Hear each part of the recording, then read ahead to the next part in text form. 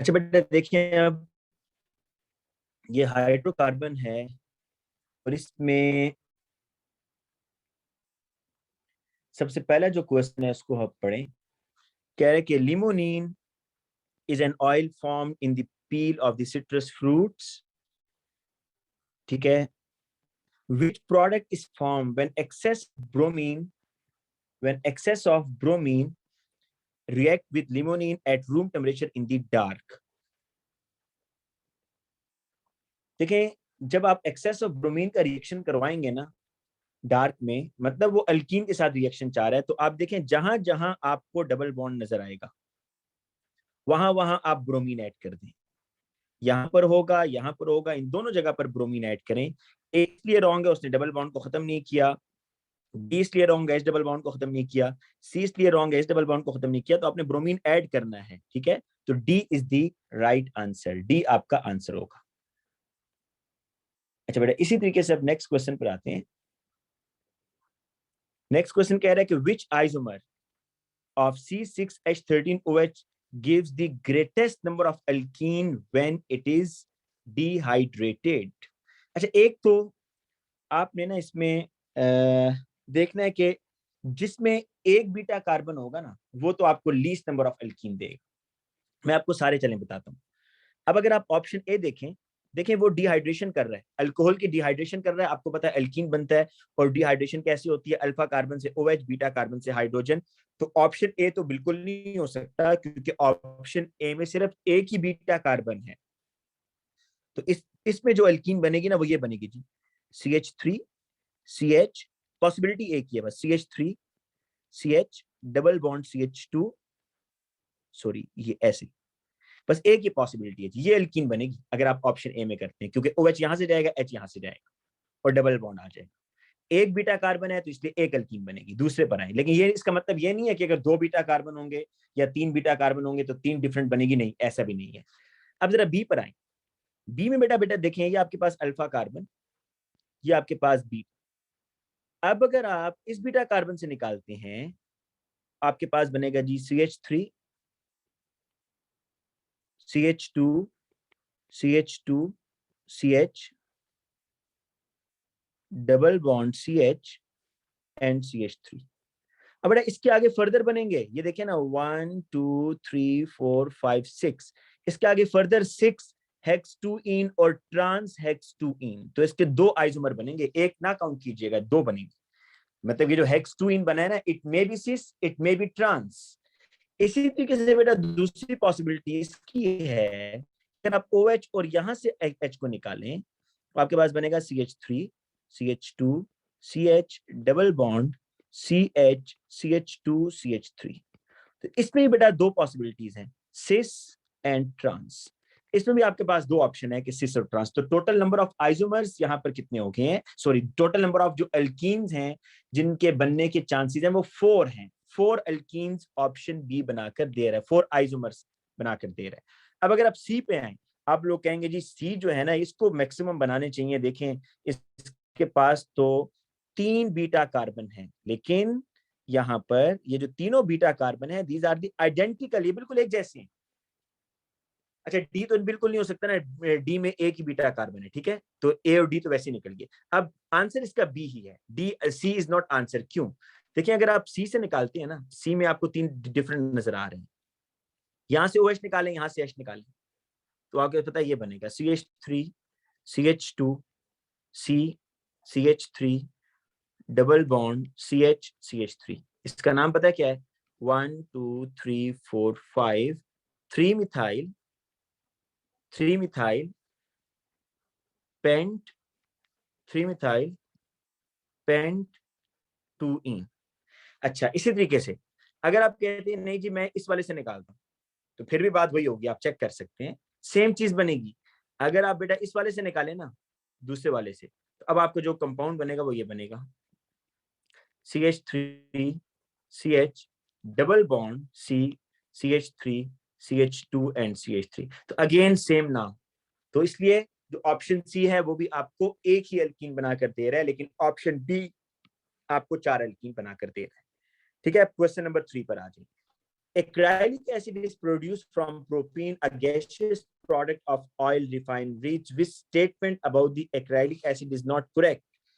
अच्छा देखिए, इसका आप ना इस तरह अगर ओपन कर लें, CH2 double bond C double bond O and OH, X और Y। अगर आप बॉन्ड एंगल देख रहे हैं, आपको मैंने बताया कि जो बॉन्ड एंगल है डबल बॉन्डेड कार्बन, अगर कार्बन एक डबल बॉन्ड बना रहा है 120, क्योंकि sp2 हाइब्रिडाइज, ये भी कितना होगा 120 होगा, ठीक है। Which statement about the acrylic acid is not correct? Both bond angles are approximately 120, ये बात तो ठीक है। It decolorized the aqueous bromine, ये बात भी ठीक है, क्योंकि कार्बन कार्बन डबल बॉन्ड है, ये इसको डीकोलोराइज करेगा। It gives an orange precipitate with 2,4-DNPH, ये गलत है, क्योंकि जो 2,4-DNPH है उसके साथ एल्डिहाइड एंड कीटोन रिएक्शन करते हैं, ठीक है, एल्डिहाइड एंड कीटोन। तो ये जो एक्राइलिक एसिड है, this is not aldehyde and ketone, ये कार्बोक्सिलिक एसिड है। कार्बोक्सिलिक एसिड का कार्बोनाइल रिएक्शन नहीं कर सकता, क्योंकि वो उसका रिएक्टिव पार्ट नहीं है। OH is the reactive part in carboxylic acid. लेकिन एल्डिहाइड कीटोन में अगर C डबल बॉन्ड होगा तो वो 2,4-DNPH से रिएक्शन करेगा। और इट रिएक्ट विद अल्कोहल, बिल्कुल ये कार्बोक्सिलिक एसिड है, तो it can react with alcohol. तो ऑप्शन C जो है आपने रॉन्ग स्टेटमेंट बतानी थी, तो C is the answer. So next question देखें, क्वेश्चन नंबर 4। क्वेश्चन नंबर 4 ना वैसे मैंने किया हुआ है, आप लोग अगर इसकी वीडियो देखना चाहते हैं तो, या मैं जल्दी से कर देता हूँ, चलें कर देता हूँ जल्दी से बेटा, इस पे काफी टाइम लगेगा, मोल से रिलेटेड ये है। देखें क्वेश्चन 4 क्या कह रहा है, पहले इसकी क्वेश्चन की स्टेटमेंट पढ़ें। Sample of 10 cubic centimetre of each of the first 4 member. अच्छा, फर्स्ट 4 मेंबर का मतलब है ये मीथेन, इथेन, प्रोपेन, ब्यूटेन, इनके 10-10 क्यूबिक सेंटीमीटर बेटा आपने लिए हैं और उनको आप बर्न कर रहे हैं 70 क्यूबिक सेंटीमीटर ऑक्सीजन के साथ, ठीक है। टोटल वॉल्यूम है V और रेसिडुअल गैस का, उसको आप रूम टेम्परेचर में मेजर कर रहे हैं, तो बताएं क्या वो होगा। मैं आपको बताता हूँ क्या करना है। CH4 plus O2, it gives CO2 plus water.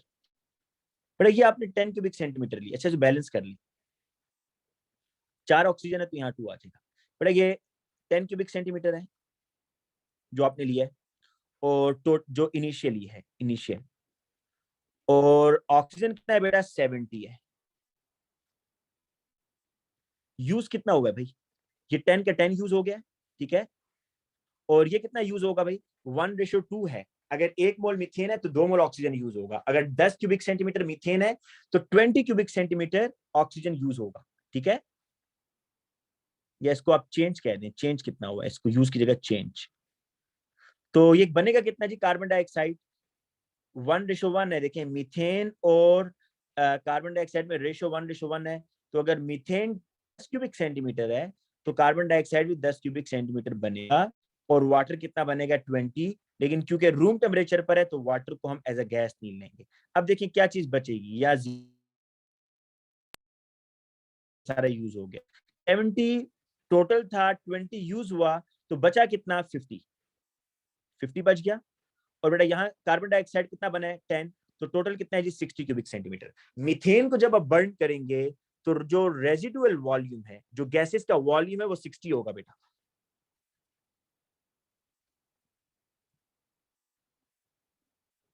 बेटा बाकी बच्चों को मेरी आवाज कट रही है या नहीं, मुझे मैसेज करके बताएं, बाकी बच्चों को मेरी आवाज कट रही है या सही आ रही है।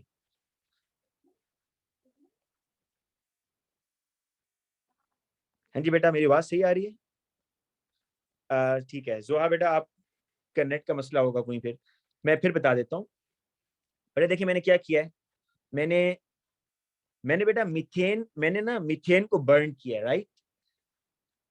उसने कहा है कि फर्स्ट 4 मेंबर्स एल्केन्स के आप बर्न करेंगे सेपरेटली, और हर बर्निंग में जो ऑक्सीजन है वो 70 ली हुई है आपने, ठीक है। जब बर्न करेंगे तो टोटल वॉल्यूम जो गैसेस का आएगा वो V आएगा, रूम टेम्परेचर और प्रेशर पर। रेजिडुअल गैस जो मतलब गैस बनी है, तो आप मैंने अब ये करना है, अब हमने यहाँ देखना है कि कौन सा ग्राफ इसके लिए ठीक है, ABCD। तो मैंने पहले मीथेन को बर्न किया और इनिशियल बेटा उसके वॉल्यूम लिखे। इनिशियल मीथेन कितना था 10 और ऑक्सीजन कितना था 70, बैलेंस इक्वेशन है ना।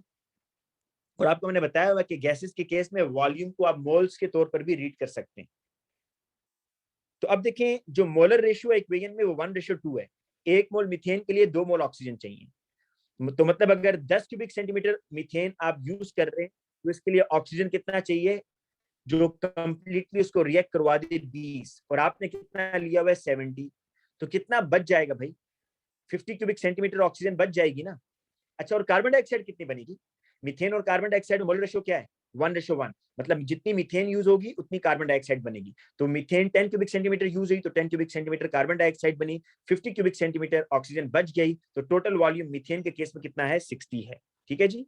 अब आ जाए सेकंड इथेन पर। मीथेन का याद रखिएगा, मीथेन के लिए जो रेजिडुअल वॉल्यूम आ रहा है वो 60 आ रहा है। जिन बच्चों को ये पार्ट समझ नहीं आया वो जरा नेक्स्ट पार्ट और से देखें, वो समझ आ जाएगा। एक ही बात, सब में एक ही चीज रिपीट होगी। इथेन में डालें, फर्स्ट 4 मेंबर को बर्न करना, C2H6 plus O2, it gives 2 moles of carbon dioxide, 3 moles of water, और ये हो जाएगा जी 7/2 O2। अगर ऑक्सीजन के साथ देखें ना तो 7/2। अच्छा, इनिशियली आपने कितना कितना लिया जी?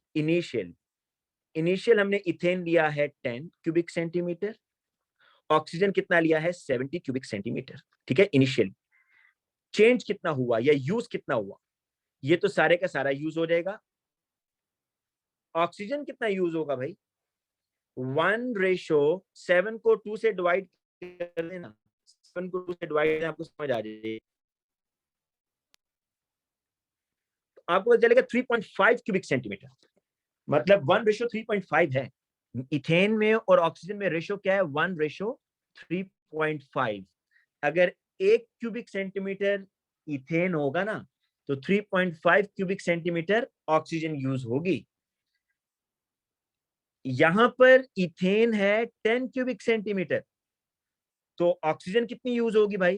35 क्यूबिक सेंटीमीटर। तो यूज ऑक्सीजन कितनी है? 35 क्यूबिक सेंटीमीटर, -35 ये यूज हो रही है। अब बेटा कार्बन डाइऑक्साइड कितनी बनेगी? 1:2 है। इथेन में और कार्बन डाइऑक्साइड में रेशियो 1:2 है। एक एक मोल अगर इथेन का है तो 2 मोल कार्बन डाइऑक्साइड। तो आपने इथेन कितना यूज किया था? 10, तो बनेगा कितना? ये 20। तो अब टोटल वॉल्यूम देख लें कितना होगा। ये 10 से 10 कैंसिल, 70 क्यूबिक सेंटीमीटर ऑक्सीजन था, 35 यूज हो गया, 35 बच गया, और 20 क्यूबिक सेंटीमीटर ऑक्सीजन बना तो 55। तो इथेन के केस में कितना आ रहा है जी? 55 आ रहा है। बाकी करने की जरूरत नहीं, यहीं पर आपको आंसर मिल जाएगा बेटा, यहीं पर ही आपको आंसर मिल जाएगा। कैसे? जरा देखें। आप अगर ऑप्शन डी पर आए, मैंने देखें मीथेन के लिए लिखा था टोटल वॉल्यूम गैसेस का 60 होगा, इथेन के लिए टोटल वॉल्यूम गैसेस का 55 होगा। जरा ऑप्शन डी को देखें, ये मैं बड़ा कर रहा हूं इसको। मीथेन ये है, और मीथेन के लिए कितना वॉल्यूम है जी? 60। इथेन ये है जी, इथेन के लिए वॉल्यूम कितना आ रहा है? 55 आ रहा है, 60 से नीचे है। ठीक है, तो D is the answer, D आपका आंसर आ रहा है। अगर आप इसको फर्दर डिटेल चाहिए तो मैंने जो टॉपिकल्स मोल टॉपिकल की क्वेश्चन के नाम से एक वीडियो अपलोड की, उसमें मैंने फर्दर डिटेल भी बताई है, लेकिन ये मैंने ख्याल है मैंने पूरी डिटेल बता दी है। ठीक है, आप ये कर सकते हैं कि अपने उसके लिए प्रैक्टिस के लिए प्रोपेन और ब्यूटेन का खुद निकालें, ताकि आपको समझ आए कि आपका आंसर ऑप्शन डी के आंसर से मैच कर रहा है या नहीं कर रहा है। नेक्स्ट क्वेश्चन पर आ जाए जी, क्वेश्चन नंबर 5। जोहा ये समझ आ गया? मुझे मैसेज करके बेटा बता दीजिएगा। अच्छा, क्वेश्चन नंबर 5 में देखें, which compound has an MR of 84 and will react with HBr to give a product with an MR 1। अच्छा, पहले तो इस तरह करें ना बेटा कि HBr का MR तो निकाले ना, HBr का MR। ठीक है, ब्रोमीन का कितना होता है? ब्रोमीन का 79 पॉइंट समथिंग होगा, हम एग्जैक्ट देख लेते हैं प्रोडक्ट टेबल में।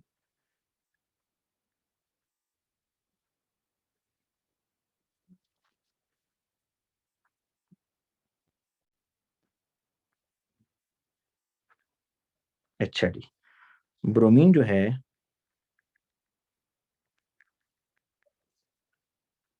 बड़ा, ब्रोमीन का जो एटॉमिक कितना है 79.9 ना, तो इसको 80 कर लेते हैं, और इसका हाइड्रोजन का 1, तो HBr का 81 है।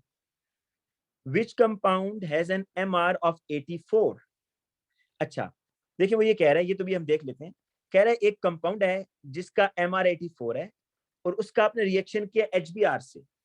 जरा इन दोनों को ऐड करें ना, 84 और 81, फिर मैं आपको बताता हूँ क्यों मैंने ऐड किया। 84 + 81 165 आ रहा है। तो इट मीन्स कि जो HBR है ना ऐड हो रहा है, इसका मतलब यह हुआ कि HBR ऐड हो रहा है।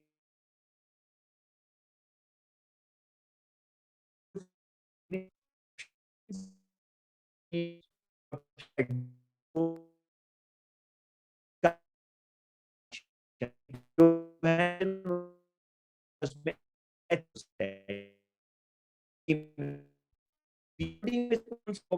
आसान है, तो है उसका M84 होना चाहिए।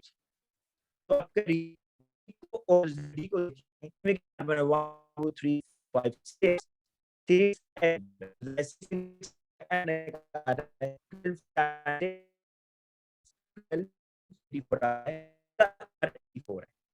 आंसर।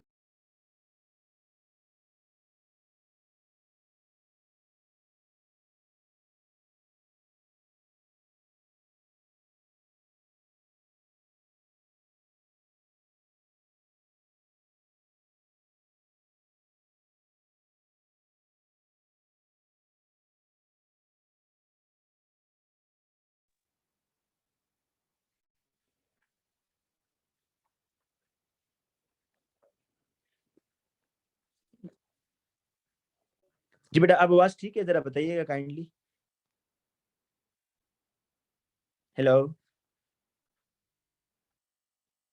अच्छा, अब बेटा देखें, मैं इस क्वेश्चन को दोबारा बता देता हूँ कैसे किया मैंने। सबसे पहला काम मैंने ये देखा कि जो मेरा प्रोडक्ट है ना, उसका MR 164.9 वो कह रहा है। और तो वो कैसे बनेगा? मैंने जो रिएक्टेंट था उसका MR 84 है, HBR का जो MR था 81, वो मैंने 84 में ऐड करके देखा, क्या आंसर 164.9 आ रहा है? तो बेटा यही आ रहा है। तो इसका मतलब ये हुआ कि HBR ऐड हो रहा है, और एडिशन किस में होती है? अल्कीन्स में होती है। तो इसलिए मैंने यहाँ पर सबसे पहले किसको पिक किया? मैंने कहा कि बी और डी में से होगा, सी और ए नहीं हो सकता। फिर उसके बाद क्या हुआ कि जी, उसके बाद ये हुआ कि ये जो आपका अल्कीन है ना, ये तो आपने पिक कर लिया कि अल्कीन इज प्रेजेंट। फिर उसके बाद अल्कीन में से कौन सा अल्कीन होगा, बस मैंने देखना है कि किस किस अल्कीन का MR 84 है, वो आपका आंसर होगा। नेक्स्ट क्वेश्चन पर आ जाएंगे, क्वेश्चन नंबर 6।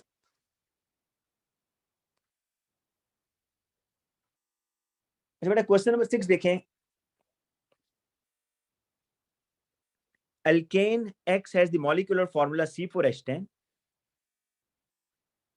ये बेटा रिएक्शन कर रहा है किसके साथ? क्लोरीन के साथ, in the presence of sunlight, to produce two different monochloro alkanes. ठीक है जी।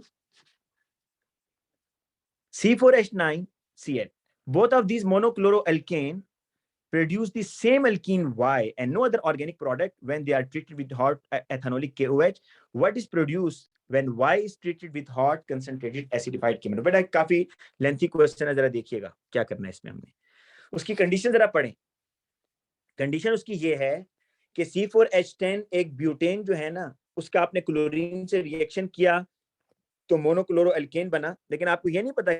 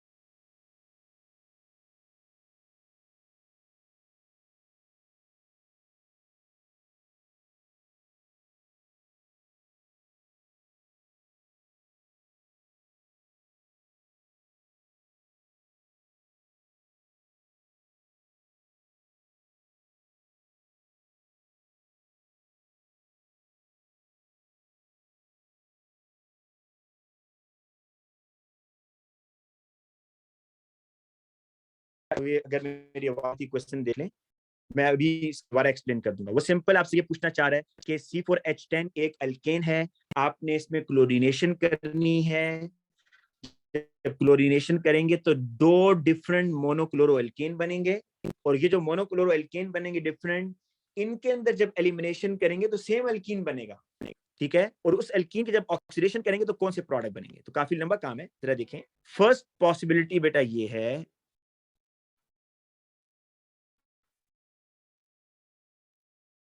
स्क्रीन शो हो रही है या नहीं हो रही? मैंने तो यहाँ शो हुई है बेटा।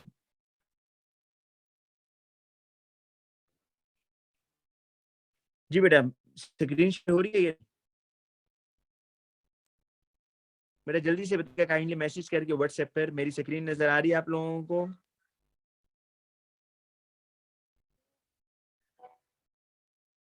ठीक है बेटा। अब बेटा देखिए, फर्स्ट पॉसिबिलिटी ये है कि मैं को अनब्रांच कंसिडर करता हूं जी। 1 2 3 4, ये ऐसे अनब्रांच बनाए। अब बेटा अगर मैं इसमें क्लोरीन ऐड करता हूं तो क्या दो पॉसिबिलिटीज होंगी या नहीं होंगी, बताएं? दो पॉसिबिलिटीज हैं। एक पॉसिबिलिटी ये है कि आप जो है क्लोरीन को इधर लेके जा सकते हैं, या आप क्लोरीन को इस कार्बन पर लेके जा सकते हैं, ठीक है। तो आपके पास 1 क्लोरो भी बन सकता है, आपके पास 2 क्लोरो भी बन सकते हैं। ये देखें जी, ये दो पॉसिबिलिटीज हैं या नहीं है? अकॉर्डिंग टू क्वेश्चन, क्वेश्चन में भी तो ये कह रहा है कि आप जो क्वेश्चन में भी तो बेटा यही कह रहा है कि आप देखिए, मैं क्वेश्चन की स्टेटमेंट फिर आपके सामने लिख करता हूँ कि आप जब इसका रिएक्शन करवाएंगे ना, इसका आप जब रिएक्शन करेंगे एक्स का क्लोरीन के साथ इन दी प्रेजेंस ऑफ सनलाइट, तो दो डिफरेंट मोनोक्लोरो एल्केन बनेंगे। तो ये देखें, एक 1 क्लोरो और एक 2 क्लोरो। आगे चलते हैं, ये दो डिफरेंट मोनोक्लोरो एल्केन तो बन गए। अब अगर आप इसे एलिमिनेशन करते हैं बेटा, एलिमिनेशन में क्या होगा कि अल्फा कार्बन से हेलोजन, बीटा कार्बन से ये, यहाँ पर ये अल्फा कार्बन है, दो बीटा कार्बन है। तो अब बेटा आप देखें, आपको खुद समझ आ रही कि एक में ब्यूट 1 बन रहा है, और एक में बेटा आपके पास ब्यूट 2 और ब्यूट 1। तो बेटा देखें, ये डिफरेंट आपके पास बन रहे हैं या नहीं बन रहे? जबकि वो क्या कह रहा है, वो ये कह रहा है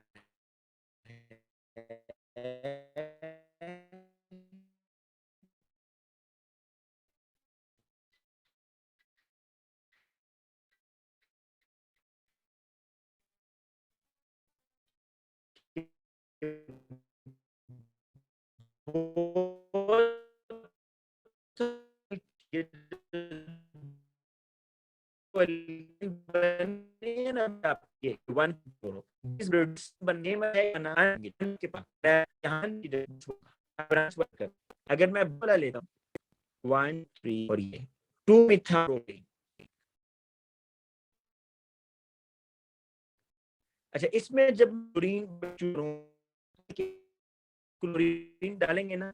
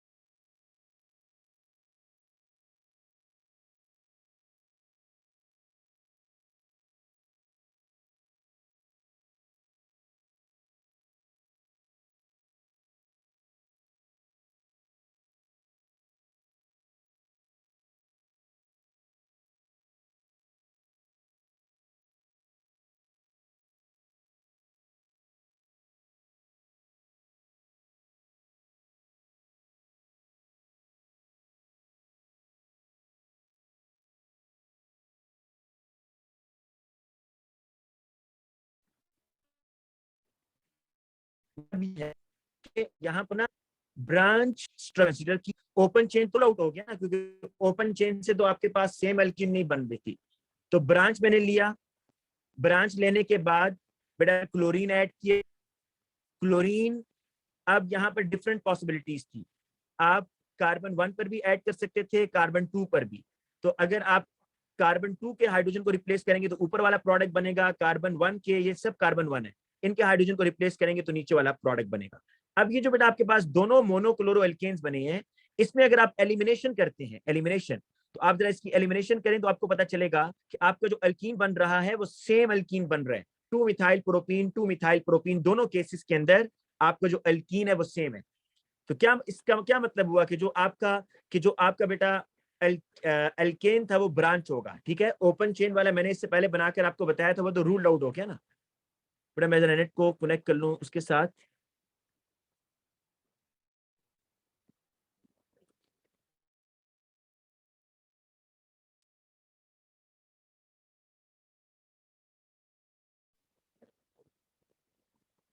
अब बेटा देखिए,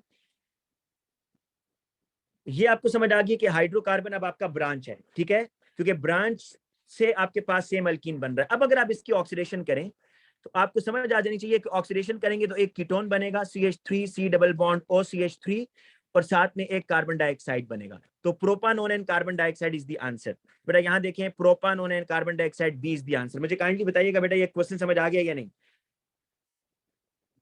ये बात समझ आइए कि मैंने इस ब्यूटेन को ओपन चेन क्यों कंसीडर नहीं किया, क्योंकि अगर मैं इसको ओपन चेन कंसीडर कर रहा था तो मैंने आपको पहले वर्किंग में बताया है, ओपन चेन कंसीडर करने से मेरे पास सेम अल्कीन नहीं आ रही थी, डिफरेंट अल्कीन आ रही थी। फिर मैंने इस C4H10 को ब्रांच कंसीडर किया। जब ब्रांच कंसीडर किया तो इसमें क्लोरीन को ऐड किया तो 2 मोनोक्लोरो एल्केन बने। पहली पॉसिबिलिटी थी 2 मिथाइल 2 क्लोरोप्रोपेन, और दूसरी पॉसिबिलिटी बेटा ये थी कि 2 मिथाइल 1 क्लोरोप्रोपेन। फिर जब मैंने इसमें एलिमिनेशन की तो सेम अल्कीन बन रहा है अकॉर्डिंग टू क्वेश्चन के अकॉर्डिंग बिल्कुल सेम हम जा रहे हैं। और फिर इस अल्कीन की जब ऑक्सीडेशन करेंगे तो प्रोपानोन एंड कार्बन डाइऑक्साइड, तो इसलिए ये आंसर है बी। ठीक है, क्वेश्चन नंबर 7 पे बेटा आज, इस पे हमने बहुत टाइम लगा दिया है और बीच में हमें बिजली भी तंग कर रही थी। अब क्वेश्चन नंबर 7, बेटा क्वेश्चन नंबर 7 में कह रहा है कि which of the following diagram represent the structure of possible monomer, by which method might this polymer be made। अच्छा देखें, पोलीमराइज इथीन, इथीन को आप पोलीमराइज करें, बट अगर इथीन को हम पोलीमराइज करेंगे ना तो इथीन को पोलीमराइज करने से ये बनता है, देखें जरा, ये इथीन की पोलीमराइजेशन से ये बनता है पोलीथीन। तो क्या ये रिएक्शन करता है? कभी आपने पॉलीथीन के रिएक्शन किए नहीं, इसकी तो हाइड्रेशन नहीं होती ना, इसमें आप वाटर भी ऐड करें, प्लास्टिक बैग को वाटर के साथ रिएक्शन करें, कुछ भी नहीं होता। बेटा ये गलत है। तो वो कह रहा है कि पहले आप इथीन का पॉलीमर बनाएं, और जब इथीन का पॉलीमर बना लेंगे फिर उसमें वाटर ऐड करें तो ये बन जाएगा। नहीं, ऐसे नहीं है, तो option A is wrong. Next देखें, option B, polymerise ethene, ethene की पॉलीमराइजेशन करें। बेटा इथीन ये होता है ना, अगर आप लोगों को इसकी बात समझ नहीं आ रही, ये इथीन है, इसकी जब पॉलीमराइजेशन करूंगा ना तो ये बन जाएगा जी carbon carbon single bond. This is the polymerisation of ethene. और कह रहे हैं इस इथीन की पॉलीमराइजेशन करके फिर आप कोल्ड डाइल्यूट एसिडिफाइड KMnO4 डालें, उससे तो बात नहीं बन रही ना। जब पॉलीथीन बन जाएगा मतलब ये एक किस्म का अल्केन बन गया, तो अल्केन की तो ऑक्सीडेशन नहीं होती, तो ऑप्शन बी भी बेटा रॉन्ग है। अब जरा ऑप्शन सी पर आ जाए, पोलीमराइज 1,2 डाइक्लोरोइथीन। कह रहे जी 1,2 डाइक्लोरोइथीन लें, ये लिया, इसकी पॉलीमराइजेशन करें, ये कर ली। अच्छा, इसकी पॉलीमराइजेशन करने के बाद ना कह रहा है अब इसकी हाइड्रोलिसिस करें, इसमें वाटर ऐड करें।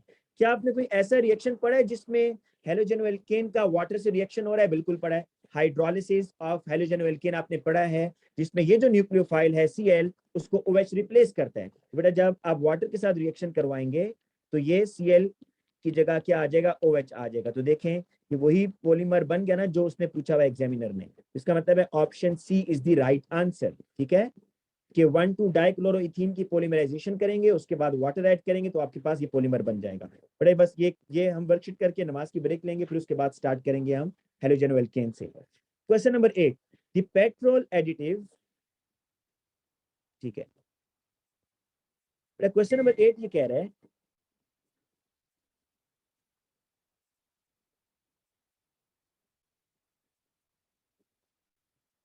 the petrol additive tetraethyl lead is now banned in many countries when it is completely burned in air. How many moles of oxygen are required? ये बिल्कुल सिंपल है, इसमें आपने बैलेंस इक्वेशन बनानी है जी, बस इसकी बैलेंस इक्वेशन बनानी है। PbC2H5 4, ये है टेट्रा इथाइल लेड। इसको आप बर्न करें तो क्या बनेगा? PbO बनेगा, लेड ऑक्साइड। देखिए उसने आपको बता दिया लेड 2 ऑक्साइड बनेगा, कोई PbO2 मत बनाइएगा। PbO2 बनाएंगे तो ये Pb4+ हो जाएगा। तो Pb2O उसने कहा है, लेड 2 ऑक्साइड, ये -2 और ये +2। कार्बन कितने हैं बेटा? इसको आपने 1 रखना है। कार्बन कितने हैं? 4 2 8, तो 8 मोल कार्बन डाइऑक्साइड के। और हाइड्रोजन कितने हैं? 5 4 20, तो 10 मोल वाटर के बनेंगे। अब आप ऑक्सीजन काउंट करें, 10 ऑक्सीजन, 8 2 16 ऑक्सीजन, और यहाँ पर 1 ऑक्सीजन। तो 10 + 16 + 1 17, 10 + 16 26 और एक 27। तो बेटा आप 27/2 कर दें, 27/2 कर दें। क्वेश्चन नंबर 27/2 का मतलब है 13.5। Question number 9, oxidation of an alkene Y gives a diol, further oxidation gives a diketone, what could be Y? मेरे इस क्वेश्चन को अब करते हैं। कह रहे कि आपने एक अल्कीन की ऑक्सीडेशन की Y की, तो डायोल बन रहा है और वो फर्दर ऑक्सीडेशन करके कीटोन बनाएगा। 1 बाय 1 सारे चेक कर लेते हैं। ये देखिए CH3 CH double bond C CH3 and CH3। पर आप जब इसकी ऑक्सीडेशन करेंगे ना तो डायोल जब बनेगा तो डायोल तो ऐसे बनेगा, देखिए OH और OH। अब आपको पता है कीटोन उस वक्त बनता है जब टर्शरी अल्कोहल हो। क्या ये टर्शरी अल्कोहल है? जब फर्दर ऑक्सीडेशन करेंगे तो अगर आपके पास टर्शरी अल्कोहल हो ना, सॉरी अगर आपके पास बेटा सेकेंडरी अल्कोहल हो, सेकेंडरी अल्कोहल, क्योंकि टर्शरी अल्कोहल तो नहीं होगा, उसकी ऑक्सीडेशन नहीं होगी। अल्कोहल की ऑक्सीडेशन बेटा कैसे होती है कि आपने OH से H निकालना होता है और अल्फा कार्बन से H निकालना होता है, ठीक है। तो यहाँ पर तो बेटा आपके पास यहाँ तो आपके पास ऑक्सीडेशन नहीं होगी, एक साइड पर होगी, तो ये बनेगा आपके पास CH3 C double bond O, ये ऐसे ही रहेगा, इसकी ऑक्सीडेशन नहीं होगी। तो क्या ये डाई कीटोन बन रहे हैं? 2 कीटोन बन रहे हैं, 1 कीटोन बन रहा है? एक ही कीटोन बन रहा है, तो इसलिए ऑप्शन ए जो है वो रॉन्ग है, ठीक है जी। अब नेक्स्ट क्वेश्चन पर आए, नेक्स्ट ऑप्शन पर। ये जो आपके पास है इसकी बेटा जब आप ऑक्सीडेशन करेंगे, ये तो देखने में लग रहा है गलत है,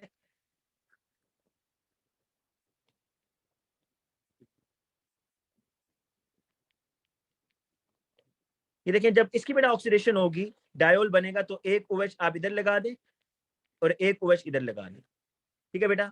ये जो आपके पास है ना, इसकी तो चलें, this is the secondary alcohol ना, ये जो ब्लैक कलर से मैंने शो किया है ये तो आपका सेकेंडरी अल्कोहल है, यहाँ तो बेटा कीटोन बन जाएगा। लेकिन ये तो प्राइमरी अल्कोहल है, प्राइमरी अल्कोहल की ऑक्सीडेशन करते हैं तो क्या बनता है?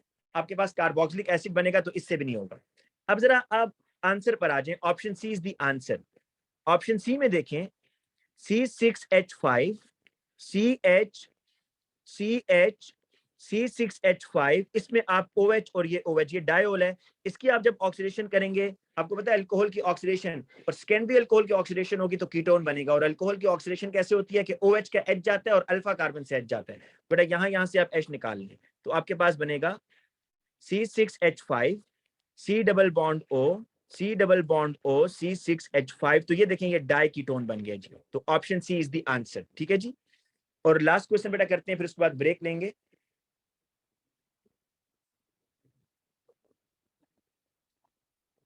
In the preparation of ethene, ethanol is added ethanol is added dropwise at a time to heated reagent Y. Ethene बनाना है आपने, एथेनॉल को आप ऐड कर रहे हैं एक रिएजेंट Y में to purify the ethene. It is bubbled through a solution of Z and then collected. ठीक है बेटा, अब देखिए एथेनॉल से आपने इथीन बनाना है। एथेनॉल में क्या चीज ऐड की जाती है? Sulphuric acid. Concentrated sulphuric acid जो है बेटा, ये आपको डिहाइड्रेटिंग एजेंट है, तो ये अल्फा कार्बन से OH, बीटा कार्बन से हाइड्रोजन निकालेगा, तो option C is the answer. Reagent Y में डालेंगे तो आपके पास इथीन बनेगा, और फिर इसको आप बबल कर रहे हैं through solution Z and then collected, what could be reagent. अच्छा, फिर देखिए आप इसको इथीन को प्यूरिफाई करने के लिए ना सॉल्यूशन Z में क्यों डाल रहे हैं? इसलिए डाल रहे हैं बेटा, तो आपने जब इससे इथीन बनाया ना, इथीन बनाया, तो आपने क्या ऐड किया? H2SO4 ऐड किया। ये तो एसिड है, तो आपका इथीन प्यूरिफाई तो नहीं है ना, उसमें तो एसिड प्रेजेंट है, तो आप इसलिए उसको सॉल्यूशन जी से पास करवा रहे हैं ताकि NaOH जो है वो आपके एसिड को न्यूट्रलाइज कर दे। ठीक है, तो इसलिए option C is the right answer. मतलब एथेनॉल की डिहाइड्रेशन करने के लिए तो आपने सल्फ्यूरिक एसिड डाला, तो इथीन बन गया, लेकिन साथ में एसिड था, तो उस एसिड को खत्म करने के लिए आप उसको NaOH में से पास करवा रहे हैं। बट अभी हम ब्रेक करते हैं, तो हम क्लास इंशाल्लाह स्टार्ट करेंगे एट 8 o'clock। ठीक है जी, आपके पास काफी लंबी ब्रेक है 45 मिनट्स की। ठीक है,